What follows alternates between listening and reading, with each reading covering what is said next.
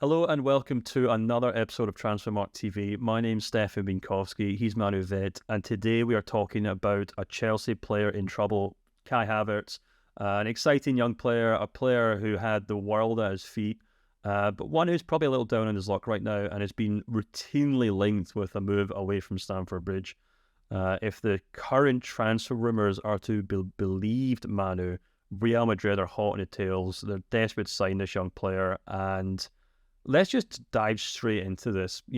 Chelsea fans will probably wonder what all the buzz is about after a couple of years at the club. I know there's a lot of Chelsea fans who do appreciate what he's done for them, but I think it's safe to say he's had a difficult time in England. A lot of it not down to him per se. A lot of attacking players at Chelsea have struggled over the last 2 or 3 seasons, but let's kind of get down to the brass tacks. What is Kai Havertz good at? What has he been doing over the last 2 or 3 seasons as a player? And why would a club like Real Madrid want to sign him this summer? Yeah, let's maybe start with the Real Madrid thing first, right? They're losing Karim Benzema, who many consider just a pure number 9. But in many ways, he's actually a player who likes to drop quite deep and be in that transition game. And so I think, and Carlo Ancelotti said that in the press conference, I believe that was on the weekend. So just around the time when Benzema announced he was going to leave, that they will not sign a typical number 9, but someone who's actually also quite good in the transition game, which gets us straight to Kai Havertz, right? Because even though he has played as a number 9, and I think that was Thomas Tuchel who was the first to do this at Chelsea, Graham Potter continued this trend.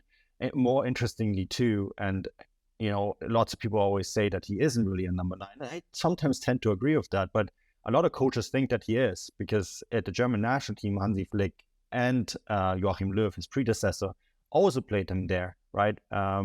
Which indicates to me that a lot of people who are a little bit smarter than you and I about football, they seem to think that he is a number 9 or can at least fulfill that role. And it's actually quite interesting, when you look at that. Okay, so you're getting essentially a playmaker who can play in a number 9 role, and I think that's what makes him attractive in this case. I think what also makes him attractive is his price tag, right?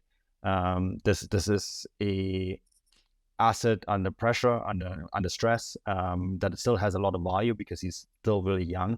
And Real Madrid probably think, okay, he will fit in perfectly between Vinicius Jr. and Rodrigo and that 3-man attack. He's really good in the air. His aerial numbers are very impressive. They're far better than, for example, what Karim Benzema has. When it comes to assists and through balls, he's actually just in the same category. So I think this is why Real Madrid are so heavily after him, because they see a player who they can kind of mold into maybe this Karim Benzema role. And I think, as well, when you look at his statistics, he does score quite a lot of goals when you break it down per 90. And actually, when as an attacking midfielder, he scored 32 goals in 143 games. Now, as a center forward, it's actually 29 goals in 78 games. So that's actually pretty decent numbers again, right? So I think that's what the buzz is about. This is a player who can play several roles in an attacking role, whether it's a center forward, whether it's an attacking midfielder. And he's a player who's extremely good at transition games, which is, of course, exciting for Real Madrid. Yeah, obviously the necessary context here is, of course, that Chelsea have to sell a number of players this summer to kind of balance their book, shall we say, and it seems as though Kai Havertz won't be the first and won't be the last either to leave Chelsea this summer, but I guess that's what it kind of comes down to, isn't it, man? And not only would Real Madrid be picking up an exciting player on a bit of a discount, but they'd also be getting a player that, as you said, probably hasn't been able to show his full potential at Chelsea, and perhaps unlike Chelsea, Real Madrid maybe have a bit more patience and are willing to let him kind of fit into a kind of role in that team, because remember, this is a club that are still apparently hoping to sign Kylian Mbappe one day, maybe or an Erling Haaland. So I guess the advantage to having someone like Havertz is that, yeah, he can play as a number 9 one season, but if an Mbappe or a Haaland were to join the club, he could also kind of play off of them and maybe slot into a different position, couldn't he? No, absolutely. Like his ability to play several roles is very well documented. In fact, his most prolific season was at Bayer Leverkusen when he played mostly as a number 10. He scored 17 goals in 34 games then, right? So he does have the ability to score a lot of goals, even if he's not a center forward. And I think that makes him extremely attractive because, as you said, so Kylian Mbappe, you could easily slot him left to Havertz, and he would be quite happy with that, and play in and around him. If they sign Erling Haaland, then you could put Havertz behind him. And I kind of want to expand it maybe to other clubs. Like Real Madrid are acting really fast here, and they're probably going to win this race. But if you for example, like Bayern Munich, you're probably also looking at this just for the same reasons, right? Because he is so versatile.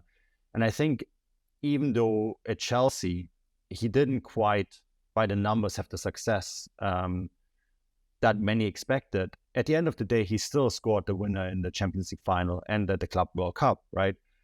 He still was pretty much the most prolific player there in a period that is the most tumultuous the club has ever experienced. You had the change from Russian ownership to Todd Boehly, and I mean, Todd Boehly is well documented on this channel and on our page, so I think everyone knows what's happening there. So I think despite all this turmoil, Havertz has actually done quite well, and I think everyone around the football world understands that context, which is why he's still so high in demand.